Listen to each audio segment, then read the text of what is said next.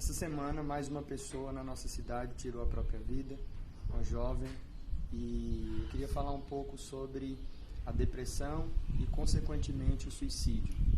A primeira coisa que a gente precisa entender é que existem, de maneira simplória, dois tipos de depressão.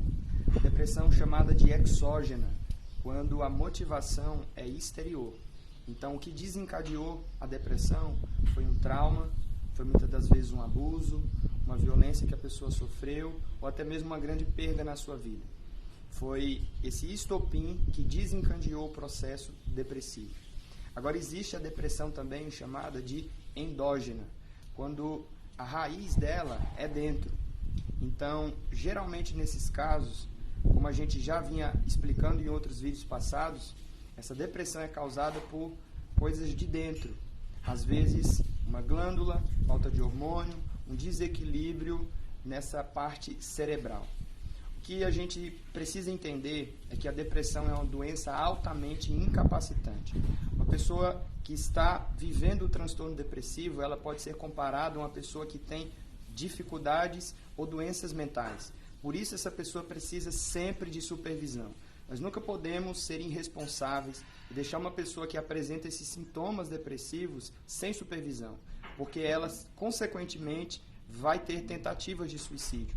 Esse é um dos sintomas da pessoa que está vivendo o processo de depressão. Então, eu quero falar sobre alguns sintomas. Esses são sintomas gerais. Se você, de alguma forma, consegue enxergar esses sintomas na sua vida, na vida de alguém, com certeza você vai poder ajudar essa pessoa.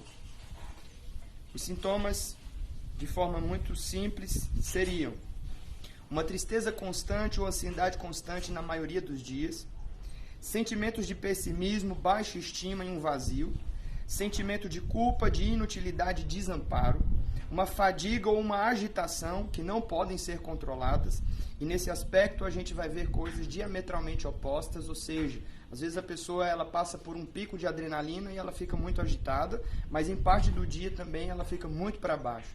Então a gente vai ver agora coisas que são praticamente os dois extremos acontecerem. Além da fadiga ou da agitação, pode vir como uma sensação de desânimo e de irritabilidade. Pode ser uma dificuldade para se concentrar ou para se lembrar de algumas coisas.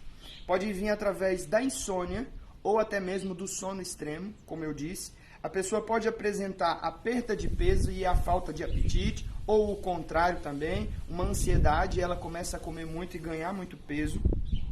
A pessoa também vai apresentar ideias e tentativas de suicídio, dores crônicas que não correspondem a tratamentos convencionais e perca de interesse por atividades que antes despertavam prazer, incluindo vida profissional, incluindo lazer e, no caso dos casados, até mesmo a vida sexual.